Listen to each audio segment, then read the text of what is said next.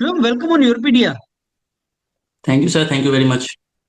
And Shivam, let me congratulate you. आपकी selection हुई है officer in Maharatna company HPCL and your mechanical engineer, so congrats for that.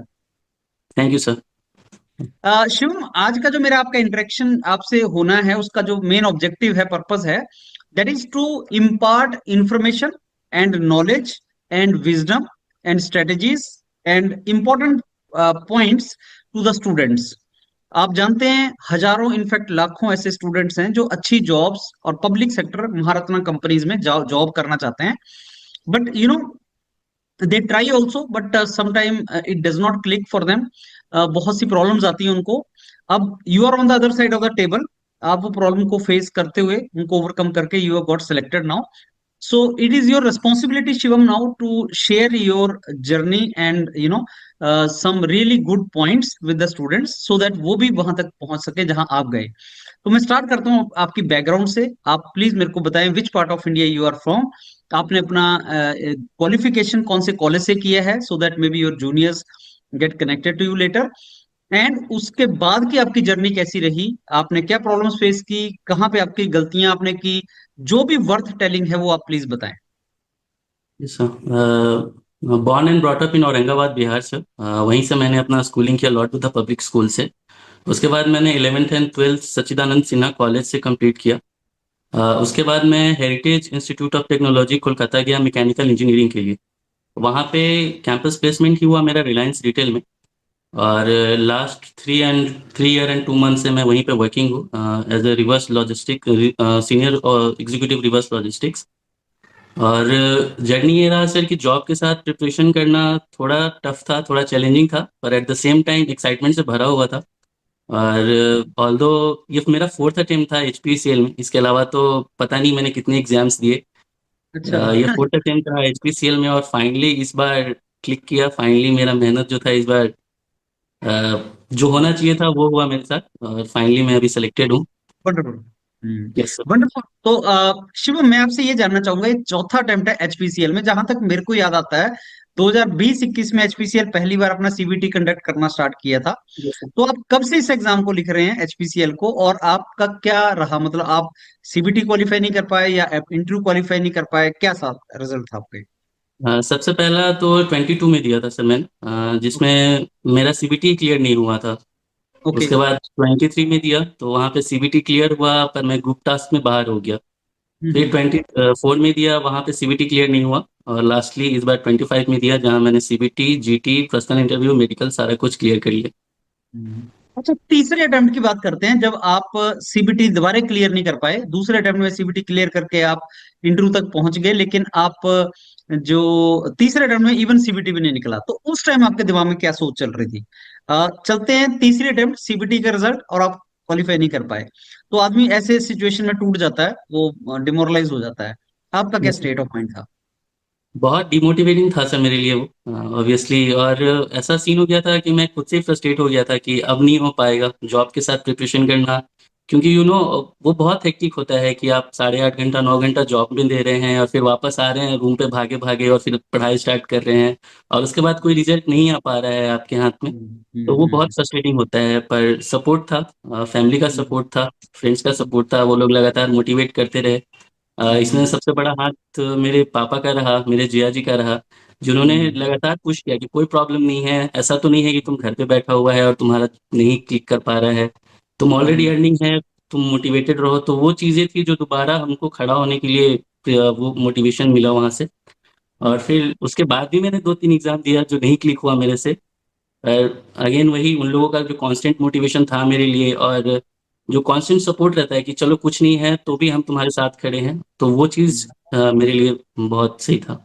बेटा शिवम, मैं आपका जो आपसे मैं डिस्कस कर रहा था केस की, तीसरे अटेम्प्ट में आपका CBT फिर नहीं निकला, डिमोरलाइजेशन, उस टाइम आदमी लॉजिक ढूंढने लगता है, रीजन ढूंढने लगता है कि क्या कारण है। उस टाइम पे आपके दिमाग में चल रहा होगा कि साहब जॉब के साथ मुश्किल हो जाएगा, नहीं हो पाएगा। और ऐसे केस में बहुत से कैंडिडेट्स जॉब छोड़ देते हैं, जॉब छोड़ देते हैं और सोचते हैं कि साहब मैं अब पूरी तरह से तैयारी अपना करूंगा और एग्जाम निकालूंगा। आपको किन फैक्टर ने जॉब छोड़ने से रोका? क्योंकि पर्सनली आई बिलीव कि जॉब छोड़नी नहीं चाहिए, आपको स्ट्रगल करना चाहिए, मेहनत करना चाहिए, और कोई भी ऑर्गेनाइजेशन ऐसे लोगों को प्रेफर करेगी जो जॉब में हैं और जो जॉब के साथ एग्जाम निकाल रहे हैं, रेदर देन के जो बिना जॉब के, बिना अपस्किलिंग किए ओनली एग्जाम्स की तैयारी कर रहे हैं। तो आपको क्या फैक्टर थे जिन्होंने आपको जॉब के साथ रोके रखा? हाँ, फर्स्टली तो मेरा फैमिली बैकग्राउंड ऐसा नहीं था कि मैं जॉब छोड़ के प्रॉपर प्रिपरेशन करूं। फैमिली का जिम्मेदारी हम हम्म। प्रॉपरली निभा रहे हैं, हम्म। प्रॉपरली अर्न कर रहे हैं, और इन ए वे हम फैमिली को अपने साथ लेके चल रहे हैं अपने अर्निंग से। हम्म। अ, उसके अलावा जो सोसाइटी का प्रेशर होता है, वो भी एक फैक्टर था मेरे ऊपर कि बंदा इंजीनियरिंग कर लिया पर अभी भी जॉब में नहीं है। तो वो एक प्रेशर था। ऑल्दो मेरे लिए मोटिवेशन था, ऑल्दो मेरे मन में था कि हाँ मतलब वहाँ पहुंचना है हमको। पर at the hmm. Same time society का प्रेशर या फैमिली का जिम्मेदारी जो हम्म। कॉन्स्टेंटली जो हमको पुश कर रहा था कि हाँ जॉब क्विट नहीं करना है। अच्छा तो शिवम, उसका ये तो फायदा भी रहा। हुआ सर, उसका फायदा हाँ। भी हुआ इस अटेम्प्ट में। मतलब जॉब, मेरा पूरा इंटरव्यू जॉब के अराउंड ही रिलेटेड रहा। जॉब वर्क से पूछा, काइजन जो हम परफॉर्म किए उससे पूछा, मेरा क्या अभी चल रहा है, कैसे हम चीज़ों को मैनेज कर रहे हैं, वो साथ मतलब ये लास्ट मोमेंट पे ऑल्दो हम 3 साल स्ट्रगल करते रहे जॉब को लेकर और प्रिपरेशन को लेके, पर जब इंटरव्यू का टाइम आया तो वो मेरे लिए एकदम वरदान की तरह काम किया कि सारा चीज उसी के अराउंड घूमता रह गया और मेरा सिलेक्शन हुआ। बिल्कुल। जैसे अभी शिवम, मैं इस चीज से बहुत ज्यादा इंप्रेस हो रहा हूँ कि आप जॉब के साथ साथ मेहनत करते रहे डिस्पाइट ऑफ फेलियर्स। और मेरा बहुत ज्यादा इंक्लिनेशन है आपसे जॉब के बारे में डिस्कस करने का कि कैसे आप किया करते थे। आई एम वेरी श्योर वो जो पैनलिस्ट होंगे वो भी, उनको भी सेम ही फील आ रहा होगा, क्योंकि ये वाला केस समथिंग स्पेशल और कुछ इंटरेस्टिंग और कोई अच्छी चीज अच्छी है जो आपने आपने डिस्प्ले किया। इसलिए ऑब्वियसली जैसे होता है ना कि आप वहां बोलते हैं गैप है 3 साल से मैं कुछ नहीं कर रहा हूँ, उसको जस्टिफाई करना डिफिकल्ट है। लेकिन एक कैंडिडेट को, साहब मैं 3-4 साल से जॉब कर रहा हूँ और अच्छी जॉब कर रहा हूँ, जॉब में मेहनत कर रहा हूँ और साथ में इसको भी तैयारी कर रहा हूँ, वहां पे अंदर वो गेम आपके लिए बहुत पॉजिटिव हो जाती है। That is true. अच्छा, अब मैं शिवम आपको एक लाइन में आप हमें अगर ये बता पाएं कि और कौन कौन सी फेलियर्स आपकी रही थी, बिकॉज एचपीसीएल में तो ओनली जर्नी एचपीसीएल की नहीं होगी, आप और भी एग्जाम्स लिख रहे होंगे, गेट भी लिख रहे होंगे शायद। एक लाइन, दो लाइन में आप बता दें कि कहाँ कहाँ आपने ट्राई किया जहां लक आपका क्लिक नहीं किया। मैंने तो इस 3 साल में जो भी पीएसयूज एग्जाम लेती थी अपना, वो सारा ही एग्जाम मैंने दिया, from starting BEL, HAL, hmm. BHEL. जो भी पीएसयू एग्जाम मेरे सामने आई, from RRB JE to hmm. RRB L की, जो जिसमें भी मैं एलिजिबल था वो हाँ जी। सारे एग्जाम मैं दिया। और गेट के ऊपर? गेट मैंने नहीं दिया था सर। लास्ट जब मैं इंजीनियरिंग फाइनल ईयर में था तभी गेट का प्रिपरेशन चल रहा था, तो उसी टाइम गेट दिया था। उसके बाद हम्म। मेरा ऐसा सीन था कि मैं उस लेवल का प्रिपरेशन नहीं कर पा रहा था कि मैं गेट हम्म। में उस लेवल का मार्क्स अचीव कर पाऊँ।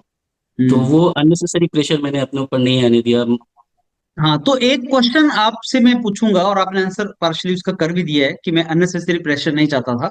एक क्वेश्चन मैं जी। आपसे पूछूंगा कि क्या कोई कैंडिडेट अगर पीएसयू में इंटरेस्टेड है तो क्या ये स्ट्रेटेजी ले सकता है कि हटाओ गेट को, मेरे को फोकस नहीं करना है, उसका पैटर्न अलग है, मैं ओनली पीएसयू को फोकस कर कर करता रहूं, सो दैट मैं बिना अनड्यू प्रेशर लिए, या मैं इसको बोलूं तो अपनी स्ट्रेटेजी को बिना प्रेपरेशन स्ट्रेटेजी को बहुत चेंज किए, मैं पीएसयू पे फोकस करके, उनकी रिक्वायरमेंट अलग है, उसी पे तैयारी करता रहूं? Can it be done? Yes sir, मेरा खुद का स्ट्रेटेजी भी वही था। मैंने गेट का प्रिपरेशन पूरा ही छोड़ दिया था। ना गेट का प्रीवियस ईयर सॉल्व करना, ना गेट से रिलेटेड न्यूमेरिकल, उस लेवल का जो होता है वहां पे इन डेप्थ पूछा जाता है, उस लेवल का प्रिपरेशन में नहीं कर रहा था। जो पीएसयूज हैं जैसे ये आरआरबी जेई हो गया, ये बीएल हो गया, ये मोस्टली वन लाइनर क्वेश्चन पूछती हैं। इसमें राइट। ऐसा सीन है कि आपको जैक ऑफ ऑल होना है, किसी एक चीज में मास्टर नहीं होना है। आपको सारे सब्जेक्ट का बस नॉलेज है, वन लाइनर आप बता पा रहे हो, प्रॉपर टेस्ट सीरीज दे रखे हो आप, तो आप निकाल लोगे। उसमें बहुत ज्यादा इन डेप्थ नॉलेज नहीं चाहिए। और वो चीजें इसके अलावा जो नॉन टेक वाला पार्ट है, अगर आप गेट का प्रिपरेशन कर रहे हो तो नॉन टेक वाला पार्ट कहीं ना कहीं वो एक पीछे छूट जाता है, क्योंकि ऑलरेडी टेक्निकल में ही आपके पास इतना पढ़ने के लिए होता है कि नॉन टेक का प्रिपरेशन बहुत अच्छे से नहीं कर पाते हो। तो वो सीन रहा। फॉर एग्जांपल आरआरबी जेई मैंने जब दिया था तो उसका सीबीटी तो पूरा नॉन टेक ही, सीबीटी वन पूरा नॉन टेक ही रहता है। तो वहां पे मैंने क्वालिफाई किया था क्योंकि मेरा नॉन टेक अच्छे से प्रिपरेशन कर रखा था मैंने, और वही मेरे एचपीसीएल में भी फायदा किया। तो वो चीजें हैं, अगर आप गेट को साइड करते हैं, अगर आपको अपना पोटेंशियल पता है और आपको पता है कि हम ऑलरेडी कहीं पे इन्वॉल्व हैं, एक जॉब में इन्वॉल्व हैं, और उतना टाइम हम नहीं दे पा रहे हैं या उतना मेरा पोटेंशियल नहीं है कि हम गेट लेवल का प्रिपरेशन कर सकें, तो आप पीएसयू पे फोकस करो। और पीएसयू का सिलेबस इतना है कि आपको उसमें सारा टाइम चला जाएगा। और ऐसा नहीं कि आप में पोटेंशियल नहीं है गेट का प्रिपरेशन करने का, आपके सर्कमस्टांसेस ऐसे हैं, आपकी हाँ। सिचुएशन वैसा है, आपके लिए चैलेंज वैसा है हम्म, कि आप हम्म। अननेसेसरी प्रेशर ना लो तो सही रहेगा। ये बेसिकली स्ट्रेटेजी बनाना बहुत इंपॉर्टेंट है, एक अच्छी स्ट्रेटेजी बनाना बहुत इंपॉर्टेंट है। आपके जो रिसोर्सेज है वो लिमिटेड होते हैं, आपके पास टाइम लिमिटेड होता है, आपका एफर्ट भी आपको अकॉर्डिंगली लगाना चाहिए। तो आप अगर 3 एग्जाम 4 एग्जाम फोकस कर रहे हैं जो बिल्कुल अलग रिक्वायरमेंट है उसकी, तो ऑब्वियस है कि वो आपकी स्ट्रेटेजी सही नहीं है। तो आपको स्ट्रेटेजी ऐसी रखनी पड़ेगी कि आप जिस चीज के लिए आप फोकस कर रहे हैं उसमें 100% फोकस करें, वो आपके टेम्परामेंट से मैच करे, और गोल ऑब्जेक्टिव बिल्कुल क्लियर हो। अगर ऑब्जेक्टिव है जॉब लेना, तो भाई साहब उसी के ऑब्जेक्टिव पे फाइट आप मारे जाएं। तो फिर अगर ऐसे चलेंगे तो उसका बेनिफिट होता है। अब शिवम चलते हैं हम एचपीसीएल के सीबीटी की तरफ। तो एचपीसीएल के सीबीटी के बारे में थोड़ा सा आप बताएं किस तरह का होता है ये उन स्टूडेंट्स के लिए जो पहली बार शायद एचपीसीएल के बारे में सुन रहे हैं आपसे। तो सीबीटी कैसा होता है, कैसे पेपर होता है इसका, और कितना कट ऑफ वगैरह इसका जाता है? यस, सीबीटी का अगर जैसे क्वेश्चन का लेवल का बात करें तो ऑब्वियसली जैसे मैंने पहले ही मेंशन किया, गेट के लेवल नहीं होता है, वन लाइनर्स क्वेश्चन होते हैं। आपको सारे सब्जेक्ट का नॉलेज है और आप proper one liner question prepare कर रहे हैं तो आप क्वालिफाई कर जाएंगे सीबीटी वन को। उसके अलावा जो 85 मार्क्स का अपना टेक्निकल होता है, 85 मार्क्स का नॉन टेक होता है। तो नॉन टेक का प्रिपरेशन भी वही नॉर्मली होता है, जनरल एप्टीट्यूड, उसमें भी बहुत इन डेप्थ नहीं होता है। वैसा वैसा नहीं होता है कि एसएससी लेवल का पूछ रहा है। एक नॉर्मल जो डिसेंट लेवल है जो आप कर सकते हैं वो हो रहता है उसमें। और तो सब्जेक्ट्स कॉमन ही रहते हैं, एप्टीट्यूड में रीजनिंग में सब्जेक्ट्स कॉमन ही रहते हैं, पर लेवल हम्म, उस लेवल का नहीं रहता है। हम्म, उसके अलावा अगर आप डिफरेंट एग्जाम्स का प्रीवियस ईयर देखें, जैसे आरआरबी जेई जिसका प्रिपरेशन मैंने खुद किया था, तो हम्म, उन सब लेवल का प्रीवियस ईयर अगर आप देखें तो उस लेवल का ही क्वेश्चन आपको मिलेगा एचपीसीएल में भी। हम्म, तो ऐसा रहा हम्म, सर। उसके अलावा मैंने ऐसा था कि मैंने टाइम डिवाइडेड कर रखा था कि हाँ ये particular set of time tech को देना है, ये हम्म, पर्टिकुलर टाइम नॉन टेक को देना है, और साथ ही साथ हम्म, मैं दोनों को लेके चल रहा था। ऐसा नहीं कि नॉन टेक छोड़ दिया, सिर्फ टेक का पढ़ाई हम्म, कर रहे हैं, वैसा नहीं किए हम्म, थे हम। ओके। सो शिवम, इसकी कट ऑफ वगैरह के बारे में थोड़ा सा बताओ। एचपीसीएल में कितने क्वेश्चन टेक्निकल के आते हैं, कितने नॉन टेक्निकल के आते हैं, उनकी वेटेज कितनी है, और नंबर ऑफ आवर्स कितने मिलते हैं, अगर वो थोड़ा सा स्ट्रक्चर भी बता दी जाए स्टूडेंट्स को। और कितना कट ऑफ नॉर्मली रहता है, क्योंकि आप 3 4 साल से इसको दे रहे, चार चौथी बार आपने दिया है, तो आपसे ज्यादा एक्सपीरियंस किसी के पास नहीं होगा इस एग्जाम के बारे में। तो कट ऑफ वगैरह कितना से जाता है? 2022 से आप लगातार लिख रहे हैं, 22 23 24 25 चल रहा है अभी। तो प्लीज आप हमें बताएं कि पैटर्न कैसा होता है, टेक्निकल नॉन टेक्निकल, इतना टाइम मिलता है, कट ऑफ नॉर्मली इतना रहता है, वो थोड़ा सा बताएं।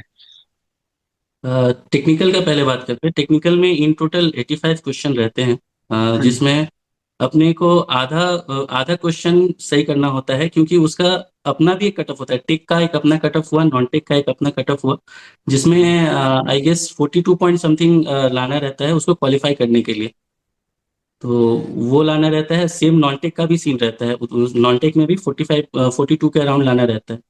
उसके अलावा अगर हम कट ऑफ का बात करें तो कट ऑफ जो मिनिमम क्वालिफाइंग क्राइटेरिया है अगर इन दोनों को जोड़ा जाए तो इसी के अराउंड, मतलब मेरा पर्टिकुलर ईडब्ल्यूएस कैटेगरी था तो मेरा कट ऑफ 2023 में भी, 24 में भी, 25 में भी 102 ही रहा, 102 ओके। रहा जो मिनिमम था। ओके। ऑल्दो मेरा इस बार मार्क्स मेरा 116 था, पर कट ऑफ हम्म, वही था 102। ओके। ओके। सो शिवम, अब चलते हैं इसके सब्जेक्ट्स की तरफ। तो क्या सीबीटी में कुछ ऐसे टॉपिक्स हैं मैकेनिकल इंजीनियरिंग में जो ज्यादा आते हैं, जहां से ज्यादा क्वेश्चन पूछा जाता है, ऐसा कुछ है? Yes sir. सारे एग्जाम में जैसे रहता है कि जैसे प्रोडक्शन को ज़्यादा वैल्यू दिया गया, उसके बाद अगर आप सोम प्रिपेयर कर रहे हैं, थर्मो प्रिपेयर कर रहे हैं, इन सब जो सब्जेक्ट्स है जो नॉर्मली स्टूडेंट को पता ही होता है कि हाँ ये सब, जो भी एक डिसेंट प्रिपरेशन कर रहा है उनको ये नॉलेज हो जाता है कि हाँ ये सब्जेक्ट इंपॉर्टेंट है और यहाँ से ज़्यादा क्वेश्चन पूछे जाएंगे। और अगर आप 2 3 बार फेल कर जाएंगे तो आपको सब्जेक्ट में भी इन डेप्थ नॉलेज हो जाता है कि हाँ इस पर्टिकुलर सब्जेक्ट में ये चीज़ मेरा वीक है और इस चीज़ पे हमको वर्क करना है। तो वेटेज ओके। का यही था सब। Okay. Now Shivam, coming to group task and interview. सबसे रूथलेस होता है ग्रुप टास्क और इंटरव्यू एचपीसीएल का, क्योंकि यस एलिमिनेटिंग होता है। तो यस उसके बारे में थोड़ा सा बताओ कि ग्रुप टास्क जब आप गए तो कितने लोग थे, कौन सा सेंटर था, कहाँ पे हुआ, क्या टास्क था, और कितने एलिमिनेट हुए, वो थोड़ा सा बताओ। यस। मेरा ग्रुप टास्क था लखनऊ में। लखनऊ का जो हम्म, सेंटर है वहाँ पे था, गोमती नगर में। वहाँ हम्म, पे इन टोटल जो हम लोगों को 27 लोगों को बुलाया गया था, और हम्म, 27 लोगों में ग्रुप टास्क में उन्होंने ग्रुप टास्क के बाद उन्होंने 15 लोगों को सेलेक्ट किया। हम्म। ग्रुप टास्क के बाद इंटरव्यू करने के बाद टोटल 9 लोगों को सिलेक्ट किया। ओके। ग्रुप टास्क, हम्म। एक चीज जो मैं यहाँ पे मेंशन करना चाहूंगा स्पेशली सर, कि जैसे हम्म। मैंने 2023 में जब ग्रुप टास्क दिया था सीबीटी क्वालिफाई करने के बाद, तो मैं ग्रुप टास्क प्योरली इंग्लिश में दिया था मैंने। ओके। पर इस बार आपके गाइडेंस में आया, और आपका पर्टिकुलरली एक वीडियो है यूट्यूब पे जहां आपने ये मेंशन किया है कि आपके बहुत सारे जानने वाले हैं एचपीसीएल में, और हम्म। उनका ये कहना है कि स्टूडेंट्स को लगता है कि हमको इंग्लिश बोलने वाला चाहिए, पर हम्म। ऐसा नहीं है, उनको इंग्लिश बोलने वाला नहीं, सही बोलने वाला चाहिए। तो इस राइट। बार जो मैंने स्पेशली जो अलग किया आपके कहने पे, आपका गाइडेंस लेने के हम्म। बाद, कि मैंने प्योरली इंग्लिश में ना जीडी में और ना ही हम्म। पर्सनल इंटरव्यू में, प्योरली इंग्लिश में कहीं नहीं कहा मैंने। मिक्स हम्म। था, हाँ ज्यादा हम्म। इंग्लिश है ज्यादा मतलब वैसे 50-50 करके मैंने बोला, और वो हम्म। एक फायदे का काम किया मेरे लिए। उससे ये बेनिफिट जरूर होता है आपके इंटरेक्शन के थ्रू में, ये हम ये इन्फॉर्मेशन स्टूडेंट्स को भी दे सकते हैं शिवम, कि इंपॉर्टेंट जो है ना वो ये है कि आप कॉन्फिडेंटली अपनी बात रख पाए, वो बड़ा इंपॉर्टेंट है। अब समझिए कि मैं अगर कोई लैंग्वेज में उतना कंफर्टेबल नहीं हूँ, मेरी मदर टंग हिंदी और मैं हिंदी में कंफर्टेबल हूँ, ये मान के चलिए कि क्योंकि हमने इंजीनियरिंग जो है इंग्लिश वगैरह में पढ़ा हुआ है, प्रोफेशनली हम इंग्लिश ही बोलते हैं, तो एक्चुअली क्या है, मेजोरिटी इंडिया में जो स्टूडेंट्स है वो हिंदी और इंग्लिश मिक्स में कंफर्टेबल होता है। कई बातें वो अंग्रेजी में बोलना चाहेगा, कई बात वो हिंदी में बोलना चाहेगा। आप उसको रिस्ट्रिक्ट कर दो कि आप टोटली हिंदी में बोलो या टोटली इंग्लिश में बोलो, तो शायद वो जस्टिफिकेशन नहीं कर पाएगा। क्योंकि मेरे को कई वर्ड ऐसे हैं जो हिंदी के आते ही नहीं है, इंग्लिश में ही पढ़े हैं मैंने, और जो फ्लुएंसी बनी है, जो घर में बात होती है हमारी, वो हिंदी में होती है। सो पॉइंट इज के अगर आप कॉम्बिनेशन यूज करें, Hindi and English combination use करें, and then deliver confidently what is being asked to you, तो उसका बेस्ट परफॉर्मेंस आता है, चाहे वो इंटरव्यू में, चाहे वो ग्रुप टास्क में, कहीं पे भी। And that is the message which we should give to students, कि fluency is important, confidence is important, clarity of what you are expressing is important, rather than your expression of the language. तो ये language proficiency आपका exam नहीं है, ये है आपका confidence वाला, तो आपको वो देना पड़ेगा। तो आपको टॉपिक क्या पूछा गया था ग्रुप टास्क में शिवम? ग्रुप टास्क में टॉपिक था, एक एआई कंपनी थी हम्म। जिसमें किसी सुपरस्टार का फेस यूज करके गलत वीडियो बनाया गया था।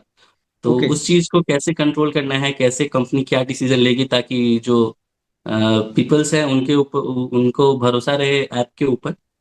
और वो लोग मतलब वो था कि कंपनी के ऊपर ना कुछ जुडिशियल ये हो पाए, और ना ही लोगों के बीच से भरोसा उठे, और ना ही लोग उस ऐप को यूज करना बंद करें। ये टॉपिक था। ओके, तो आपने इंट्रोडक्शन, कंक्लूजन, बॉडी, आपने कैसे पार्टिसिपेट किया? ना ही मैंने इंट्रोडक्शन दिया था, ना ही मैंने कंक्लूजन दिया था। मैंने हम्म। बस बीच बीच में अपना जो पॉइंट्स था वो रखा था, और हम्म। प्रॉपर पॉइंट्स दिया जो जिसके रिलेटेड टॉपिक था, एआई से रिलेटेड था, तो एआई के 2-3 पॉइंट्स वहां पे दिए, और क्या हम्म। स्टेप्स लेना चाहिए वो सारा 2-3 पॉइंट्स बताया, बस यही था मेरा उसमें। अच्छा शिवम, जैसे स्टूडेंट्स बोलते हैं कि ग्रुप टास्क में ऐसा तो नहीं होगा सर कि मेरे को बोलने नहीं दिया जाएगा, chaos फैल जाएगा, मेरे को एंटर नहीं किया तो ऐसा कुछ होता है या चार टाइम नहीं सर, मिलता है बोलने का? नहीं सर, मेरे केस में तो ऐसा टाइम हुआ कि लोगों के पास बोलने के लिए कुछ नहीं था। पॉइंट ही नहीं लोग बचेगा। लोग आउट ऑफ पॉइंट चले गए थे, मतलब लोगों के पास हाँ, पॉइंट नहीं था कि चीजों को ये कर बोला सके। ऐसे। हाँ। हाँ, तो लोगों के पास प्रॉपर टाइम होता है, वहां ऐसे भी स्टूडेंट आते हैं जो बीच में कुछ नहीं बोल पाते हैं, हाँ जी, हाँ सीबीटी जी। क्लियर करके प्रिपरेशन नहीं लेते हैं, और वहां पे आते हैं और बस चुपचाप बैठे रह जाते हैं।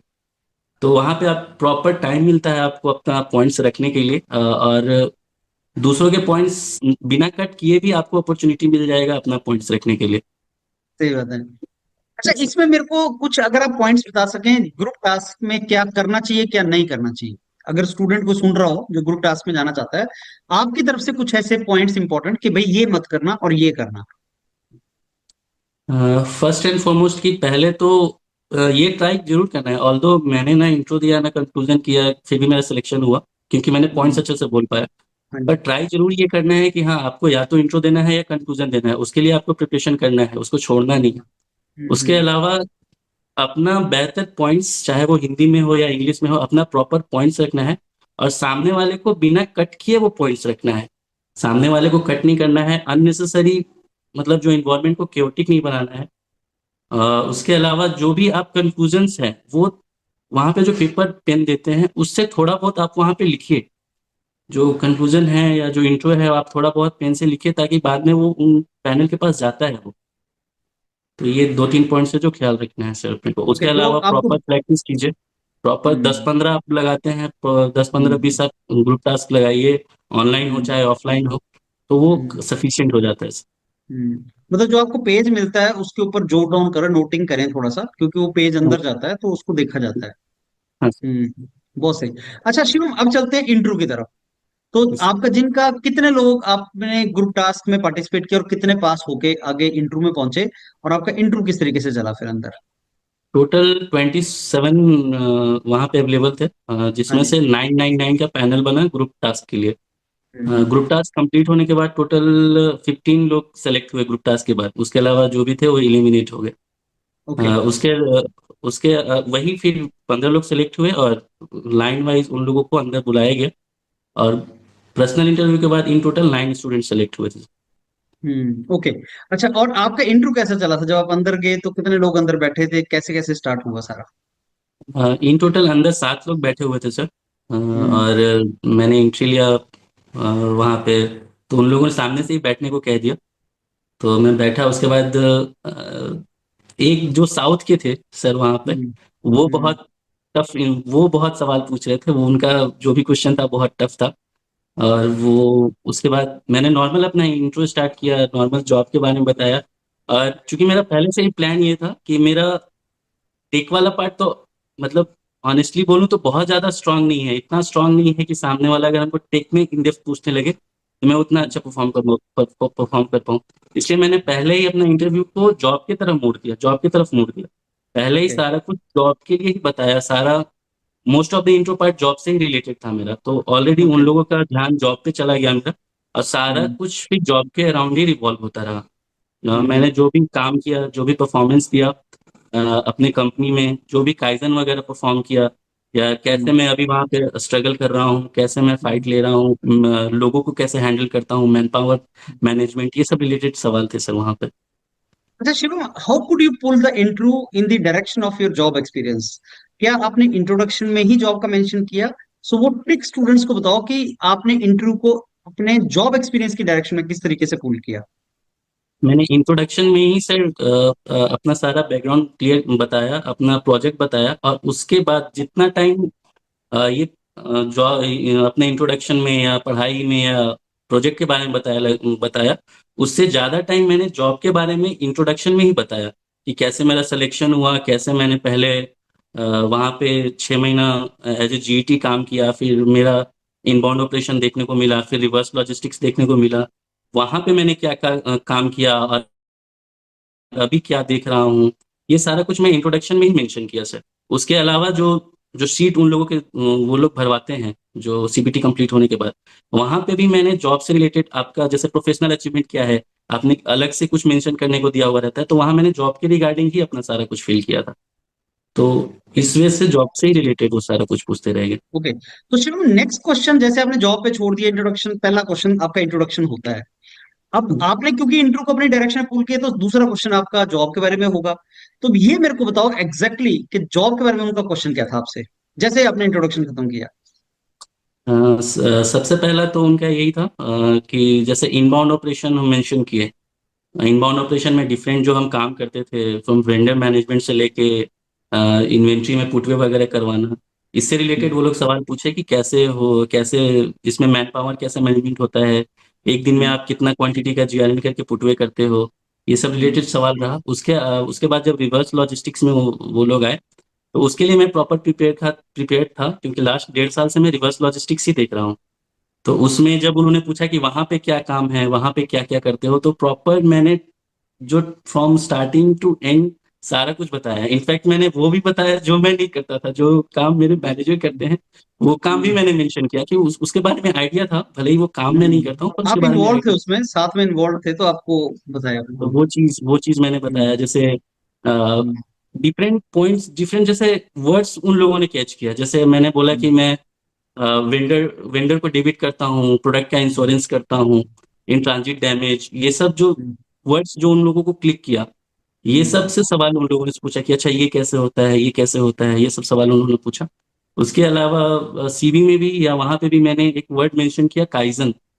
जो कॉन्टिन्यूअस डेवलपमेंट जो जापानीज वर्ड है वो वाला, तो वो क्या परफॉर्म किया था, वो मैंने अपने कंपनी में क्या परफॉर्म किया, उससे फायदा क्या हुआ, उससे नुकसान क्या हुआ, अभी क्या काइजन हम परफॉर्म कर रहे हैं, अभी क्या डेवलपमेंट चल रहा है। और उसके अलावा जो थर्ड क्वेश्चन उन्होंने पूछा कि चैलेंजेस क्या हैं आपके जॉब में, आप क्या फेस करते हो, अपने मैनेजर से क्लैश होता है कि नहीं, ऐसा कभी हुआ है कि आप कोई आइडिया प्रपोज किए पर उसको मैनेजर डिनाई कर दिया, बहुत रूथली डिनाई कर दिया, तो आप क्या डिमोटिवेट होते हो।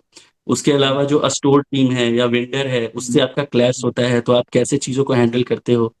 ये सब सवाल जो थे जो जॉब से रिलेटेड, उन्होंने वही पूछा सर। अच्छा, एचआर से रिलेटेड और क्वेश्चंस क्या थे शुरू? क्या ये क्वेश्चन भी था कि आप जॉब छोड़ना क्यों चाह रहे हो, आप तो अच्छा काम कर रहे हैं वहाँ, हाँ, जॉब अच्छी ये कर रहे हैं? ये हम्म। क्वेश्चन था सर कि आप वो जो नॉर्मल क्वेश्चन रहता है कि आज के 5 साल बाद आप अपने आप को कहाँ देखते हो, तो हम्म। उसके अलावा जो ऑलरेडी आप लोगों ने प्रिपेयर करवाया था कि हाँ एचपीसीएल में देखते हैं, मैनेजरियल पोस्ट पे देखते हैं, डिसीजन लेना चाहते हैं यहाँ पे कंपनी ग्रोथ के लिए। तो ये जब मैंने जवाब दिया तो एक मैम थी, उनका क्वेश्चन था कि अगर आप एचपीसीएल में सेलेक्ट नहीं हुए तो क्या हाँ देखते हो अपने आप को 5 साल बाद। तो उसमें मैंने रिप्लाई किया था कि मैं रिलायंस में ही रहूंगा और रिलायंस में ही ग्रो करूंगा और अपने आप को उस पोजीशन पे ले जाऊंगा जहाँ पे मैं डिसीजंस ले सकूं और कंपनी के ग्रोथ में खुद को इन्वॉल्व करूंगा। ओके। फिर HR question, different HR question थे, जैसे आप अभी काम कर रहे हो तो आप वेयर हाउस में बैठ रहे हो, आपका वेयर हाउस एसी है नॉन एसी है, आपको अगर ग्राउंड ड्यूटी दे दिया जाएगा तो आप कैसे हैंडल करोगे, कैसे मैनेज करोगे। उसके अलावा जैसे अभी हम बैठते हैं वेयर हाउस में बैठ रहे हैं, ऑफिस में बैठ रहे हैं, पर अगर हम एचपीसीएल में आते हैं तो आपको ग्राउंड ड्यूटी मिलेगा, आपको धूप में काम करना पड़ेगा, धूप में जाना पड़ेगा, तो उस पे आप कैसे करोगे। तो उसमें मैंने बहुत परफेक्ट जवाब दिया था कि मैं किसान का लड़का हूँ और मेरे लिए धूप में काम करना कोई नई बात नहीं होगी मैम, तो मैं चीज़ों को हैंडल कर पाऊंगा। तो ये HR question, different 2-4 HR question थे सर। वंडरफुल। अच्छा, कोई ऐसा क्वेश्चन शिवम जो आपको नहीं हिट किया हो, कोई टेढ़ा सा क्वेश्चन कुछ? नहीं सर, मैंने सारे क्वेश्चन का जवाब दिया था, ऐसा ये कोई कितनी देर क्वेश्चन। चला होगा?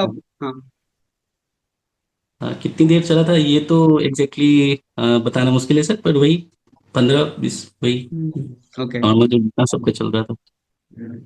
चलिए, anything else you want to share Shivam? वैसे तो आपने सारा अच्छे तरीके से एक्सप्लेन किया है। और कोई पॉइंट जो हमारा मिस हो गया हो और स्टूडेंट्स को बताना चाहते हैं? नहीं सर, मैं ये जरूर कहूँगा कि मतलब सारे पॉइंट्स जो लोग प्रिपरेशन कर रहे हैं उनको मोस्टली चीज़ों का आइडिया होता है कि कहाँ से गाइडेंस लेना है। आप 2-3 एग्जाम फेल कर जाओगे तो आपको पता चल जाएगा कि मेरा वीक पॉइंट कहाँ है, अपने आप को कहाँ ज़्यादा टाइम देना है। तो वो हम्म। प्रिपरेशन के दौरान ही आप समझ पाओगे, ऐसा नहीं होगा कि कोई आपको बताएगा और फिर आप डायरेक्ट जाके वहां पे परफॉर्म कर दोगे। हम्म। स्पेशली मैं उन लोग, वैसे लोग जो जैसे मेरे 2-3 दोस्त लोग भी हैं जो जॉब के साथ प्रिपरेशन कर रहे हैं, मैं उनके लिए इतना जरूर कहूंगा सर कि पेशेंस नहीं खोइए यार आप लोग, पेशेंस को जेब में रख के थोड़ा डिसिप्लिन के साथ रास्ते में निकलिए। और बाकी चीजें जैसे क्या पढ़ना है, कैसे पढ़ना है, कितना पढ़ना है, ये सब आपको रास्ते में मिलेंगी और आप रास्ते से उठा लीजिएगा तो आप पहुंच जाइएगा। उसके अलावा वंडरफुल। आप जैसे गार्जियन हैं जो गाइडेंस के लिए अवेलेबल हैं, तो प्रॉपर हम्म। चीजें हैं, आप अगर हम्म। लगे हुए हैं तो आज निकल पहुंच जाएंगे अपने पोजीशन पे। बहुत सही बताया शिवम।